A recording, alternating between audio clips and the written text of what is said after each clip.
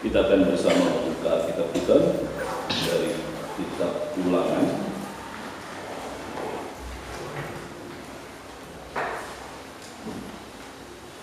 Kitab Ulangan pasal 13.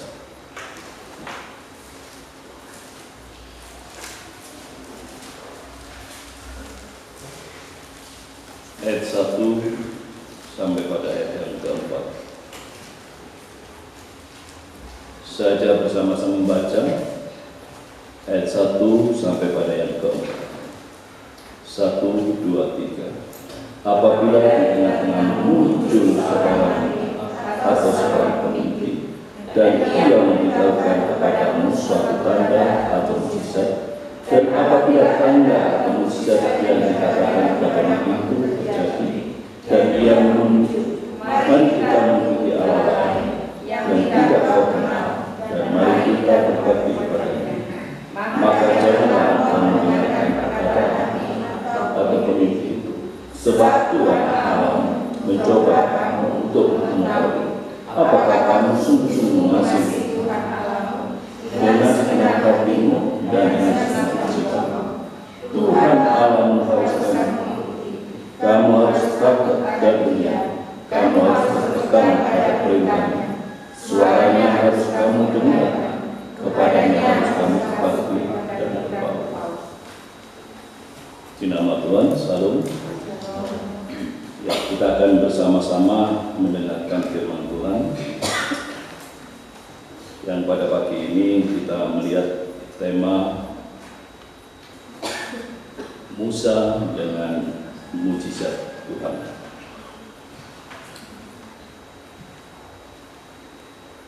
Bapak Ibu Saudara yang saya kasih dalam Tuhan, Musa itu bukan seorang nabi.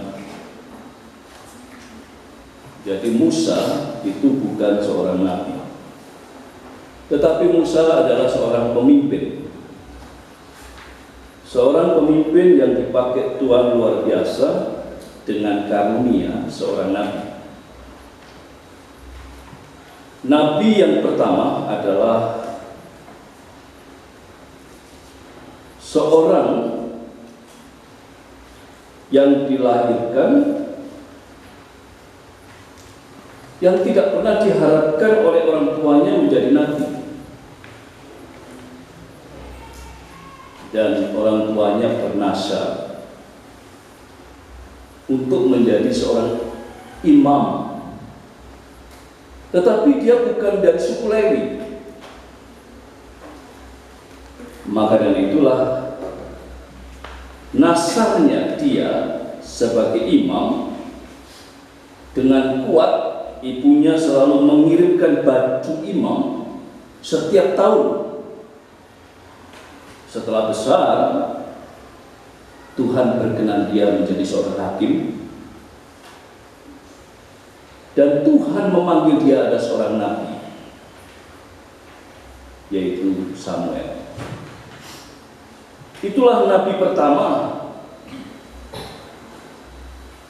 yang Tuhan pakai. Musa bukan seorang nabi, tapi seorang pemimpin yang mempunyai karunia seorang nabi. Bapak Ibu Saudara yang saya kasih dalam Tuhan, kenapa saya katakan dia punya karunia seorang nabi? Fakta, Musa bisa bicara langsung dengan Tuhan, muka dengan muka. Itulah karunia yang Tuhan berikan pada dia. Di zaman sekarang pun Tuhan juga bisa bicara langsung kepada seorang yang dipakai Tuhan dengan karunia nabi. Tapi nabi sudah tidak ada. Setelah Tuhan Yesus, nabi sudah tidak ada. Kalau ada orang mengatakan saya nabi,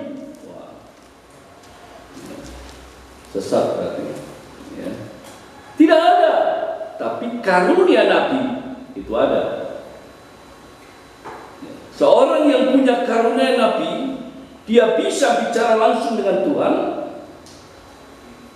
dan kalau bicara belak-belakan, Tidak ada tepeng aring-aring. Tersinggung atau tidak terserah. Kalau sudah hamba Tuhan dipakai sebagai mempunyai karunia seorang nabi.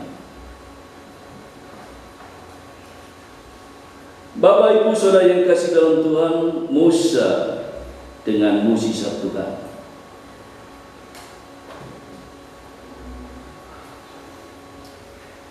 Dalam Alkitab mencatat ada 10 mukjizat terjadi di Mesir, yaitu tulah, sungai air berubah menjadi darah, laut merah dibuka menjadi jalan, air pahit berubah menjadi air manis, dan 12 mata air. Muncul mana surga, roti surga, burung puyuh. Burung puyuh itu gesit. Kalau satu dikirim di depan kita, sekian banyak nggak bisa nangkap. Sekian banyak kita nggak bisa nangkap. Kalau dikirim satu. Tapi kalau dikirim ribuan, di sini setiap orang pasti dapat. Dia adalah pemelihara Tuhan, pemeliharaan Tuhan, ya, yaitu tiang awan dan tiang api dan lain-lain mukjizat. Dan cukup banyak sekali yang ditunjukkan kepada kita melalui catatan Musa dari kitab-kitab Taurat. Musa adalah orang yang terkenal, bahkan banyak orang menyebut Musa sebagai nabi.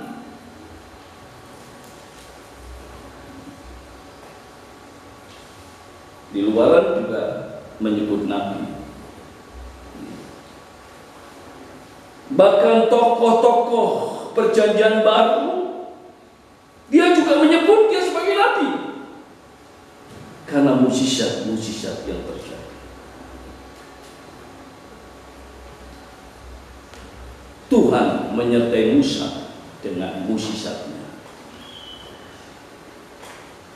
Bapak Ibu Saudara yang kasih dalam Tuhan, kenapa kok mukjizat-mukjizat? Orang yang dipakai Tuhan, kalau tidak disertai dengan mukjizat-mukjizat, itu orang ragu-ragu. Orang nggak akan percaya. Pada saat Yesus datang di tengah dunia, banyak orang yang mengatakan dia bukan Mesias. Tapi banyak orang yang mengakui, buktinya apa? Mukjizat-mukjizat yang dibuat.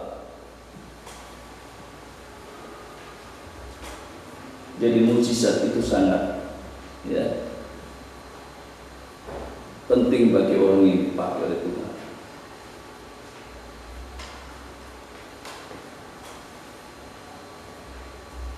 Banyak orang bertanya-tanya, mukjizatmu apa? Apa yang menjadi mukjizat kamu?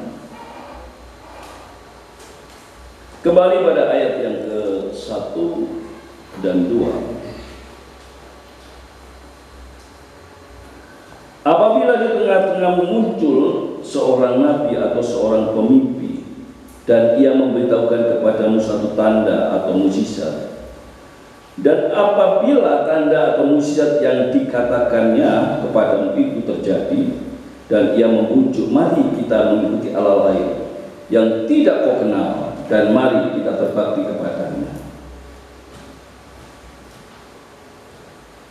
Melalui tulisan daripada Musa atau khotbah daripada Musa, maka kita diingatkan, hati-hati. Hati-hati. Di luaran banyak mukjizat. Hati-hati.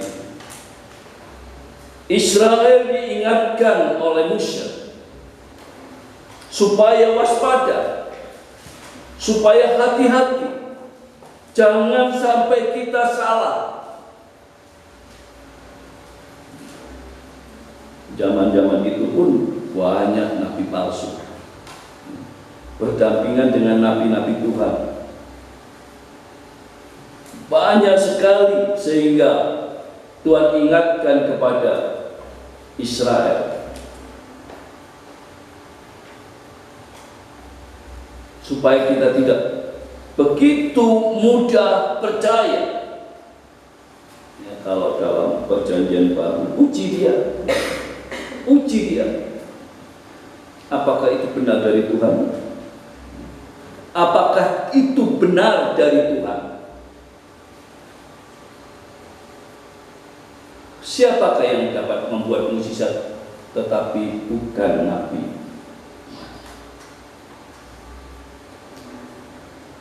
Jelas sekali bahwa seorang nabi dikenal dengan disertai mukjizat. Mukjizat yang terjadi. Kalau Tuhan Yesus dikenal dengan seorang punya 3 jabatan, yaitu imam, nabi, dan raja. Jabatan imam mengakhiri imam yang dari Lewi, dari manusia. Jabatan nabi juga mengakhiri adanya nabi-nabi di tengah dunia ini. Dan saat ini adalah raja. Dan kita tahu persis dengan apa yang dilakukan oleh Yesus pada saat dia ada di tengah dunia. Sebagai seorang nabi, dia mengadakan mukjizat air berubah menjadi anggur. Orang buta sejak lahir dia melihat. Seorang yang lumpuh sejak lahir dia berjalan. Bahkan terlebih orang yang mati dibangkitkan. Bapak Ibu Saudara yang dikasihi dalam Tuhan, siapakah yang dapat membuat mukjizat tetapi bukan nabi?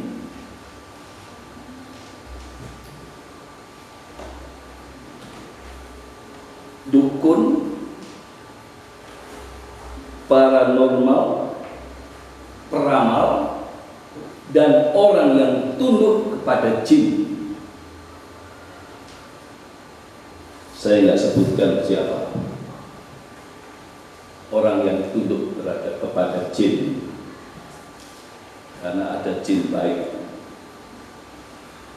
Bapak Ibu Saudara yang saya kasih dalam Tuhan, apakah orang-orang seperti ini nggak bisa dipakai Tuhan? Oh, bisa, tetapi bukan kita yang datang pada dia, bukan kita yang temui dia, minta tolong pada dia, bukan kita yang memohon pertolongan pada dia, bukan kita yang mencari dia. Kalau dalam Alkitab ada seorang Biliam, dia adalah seorang yang menjadi tokoh. Dan dia diminta Balak untuk mengutuki Israel. Pada saat dia di depan Israel, Tuhan ubah, Tuhan pakai dia untuk memberkati Israel. Biliam itu dukun. Biliam itu pengajar sesat. Biliam itu penyembah berhala. Bahkan menjadi masalah murid-murid Biliam di zamannya Yohanes. Pada saat dia di Pulau Patmos, ajaran-ajaran Biliam itu masuk ke tengah gereja dan menjadi masalah. Bapak Ibu Saudara yang kasih dalam Tuhan. Tetapi ingat bahwa mereka ini adalah orang-orang yang dipakai oleh, ya, kalau kuat Lucifer, ya, kalau nggak kuat ya roh jahat, kalau lebih lagi jin. Ya, jin itu ada 10.000 jin, ada 5.000 jin, ada yang 3.000 jin, ada yang nggak kuat gila, ya, belum 1 jin aja gila, kan gitu. Bapak Ibu sudah ingat Tuhan, ya. Dia adalah teman, dia adalah sahabat daripada malaikat yang sudah dikutuk oleh Tuhan. Malaikat yang sudah dikutuk dan tidak akan pernah diselamatkan. Tuhan tidak menyelamatkan malaikat-malaikat, tetapi Tuhan mengasihi manusia. Bapak Ibu sudah dikasih dalam Tuhan. Kalau ada setan salah, jangan disalahkan. Yang salah bukan setan, tapi kita.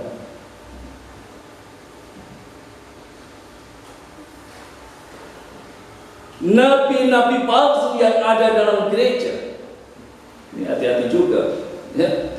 Dalam gereja ini ada banyak orang-orang yang mengaku hamba Tuhan, tapi ya, seperti dukun,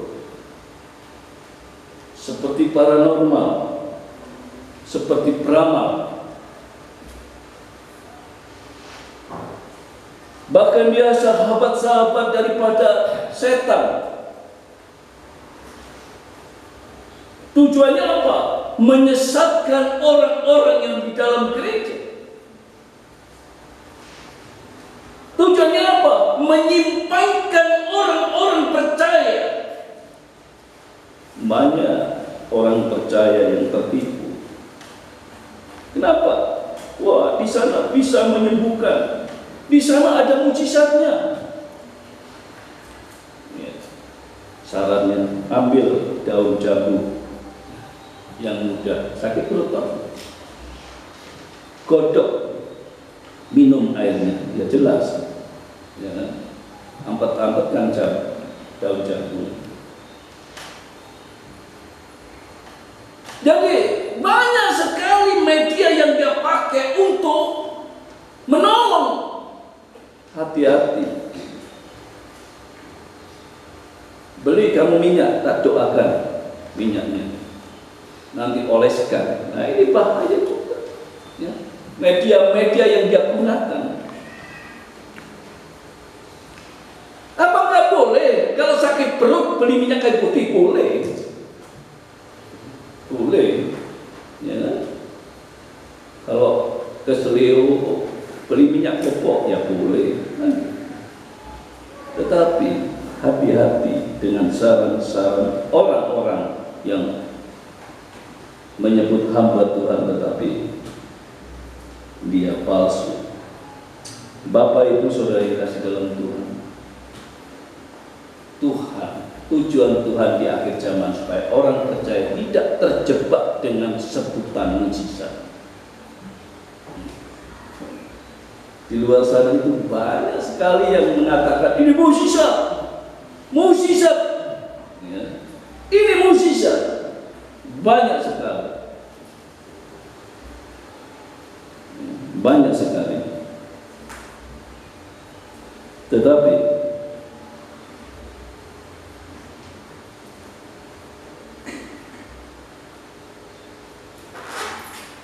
Tuhan ingatkan, maka janganlah engkau mendengarkan perkataan nabi atau pemimpi itu, sebab Tuhan Allah mencoba kamu untuk mengetahui apakah kamu sungguh-sungguh mengasihi Tuhan Allahmu dengan segenap hatimu dan dengan segenap jiwamu. Maka tadi saya bilang, kalau kita mendengar melihat seperti itu, ujilah dulu. Ujilah dulu apakah dia benar hamba Tuhan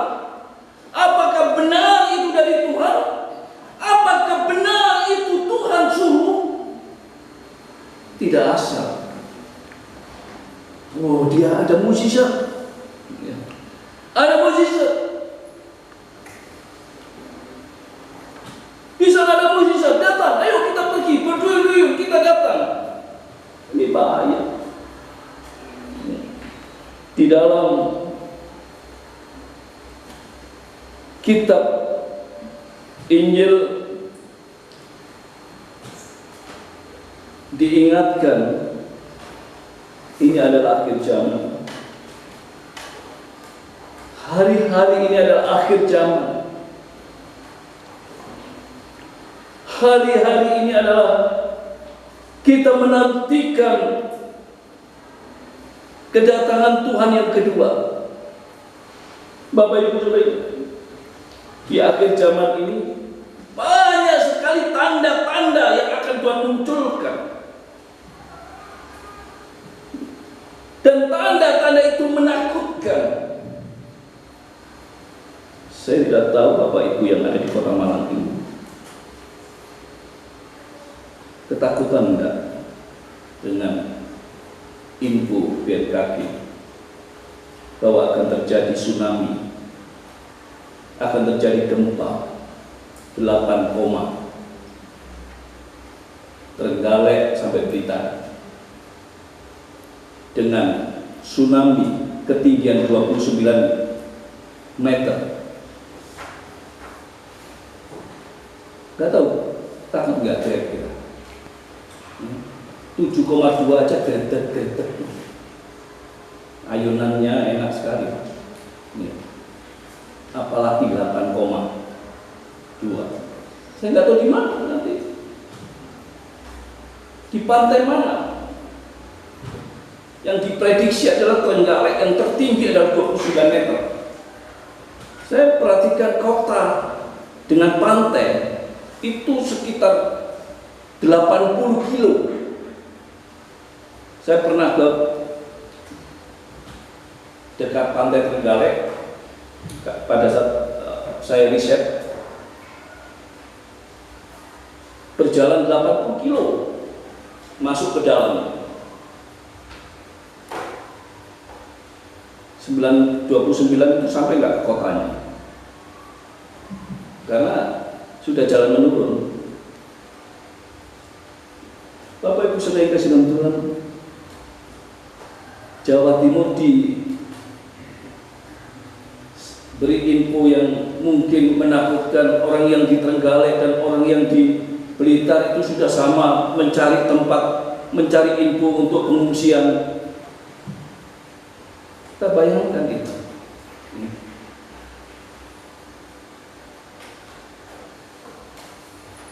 Itulah berita yang harus kita dengar. Berita yang disampaikan. Apakah Yesus akan datang yang kedua dengan kondisi itu? Jangan dulu. Dan berita-berita miring akan muncul, dan sangat hati-hati. Pada saat kita mendengarkan itu, uji apakah itu benar dari Tuhan. Musa dipakai Tuhan, disertai dengan mukjizatnya. Dalam perjanjian baru berbeda dengan perjanjian lama. Bagaimana dengan kita? Saya sering katakan, di dalam perjanjian lama, seorang yang dipakai oleh Tuhan, Roh Kudus itu hinggap.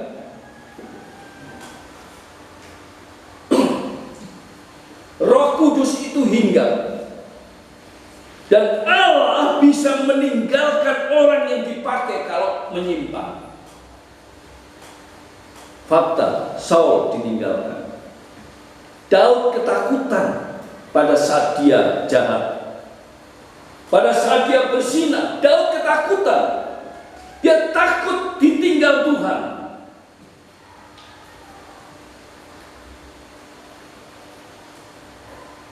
Perjanjian baru.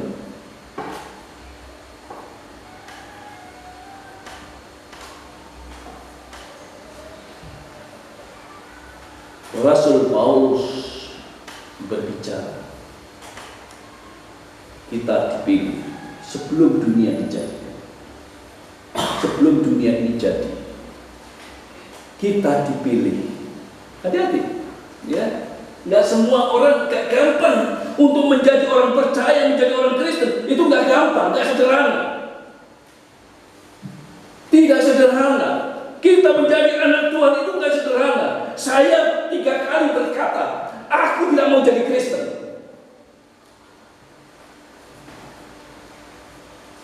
Aku nggak mau jadi Kristen. Maka orang bertanya, lupa kok jadi pendeta? Nggak tahu. Aku nggak mau jadi Kristen. Bapak Ibu Saudara yang betul.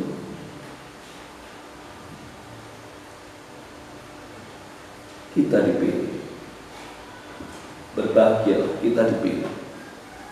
Sebelum kita lahir ke dunia ini, sebelum kita bakal manusia, sebelum kita jadi manusia, Tuhan sudah panggil kita. Tuhan sudah pilih kita. Dan Tuhan sekarang panggil kita untuk menjadi umatnya. Rasul Paulus berkata, tubuhmu adalah bait Allah. Kita bayangkan ya, kalau Tuhan berkata tubuhmu adalah bait Allah, luar biasa. Dalam hidup kita ada Allah. Dalam diri kita ada Allah. Dalam hidup kita ada Allah. Kita dikuasai oleh Allah. Maka Tuhan selalu ingatkan, jangan dukakan Roh Kudus. Tuhan selalu ingatkan, jangan padamkan roh. Biarkan kita dikuasai oleh Tuhan. Dikuasai oleh Tuhan, semakin berapi-api di dalamnya. Semakin dipakai oleh Tuhan dengan luar biasa. Orang yang dipakai Tuhan itu adalah orang yang berbahagia. Kalau dulu saya berkata, enggaklah jadi pendeta melarat. Kalau saya berkata, kamu aja yang baik jadi pendeta, saya tidak. Kalau saya berkata, apanya yang dipilih dari saya untuk jadi pendeta? Bapak Ibu Saudara yang kasih Tuhan, tubuhmu adalah bait Allah. Allah tinggal dalam dirimu. Allah menguasai dirimu dalam pembentukan kita saat ini untuk menantikan kedatangan Tuhan yang kedua.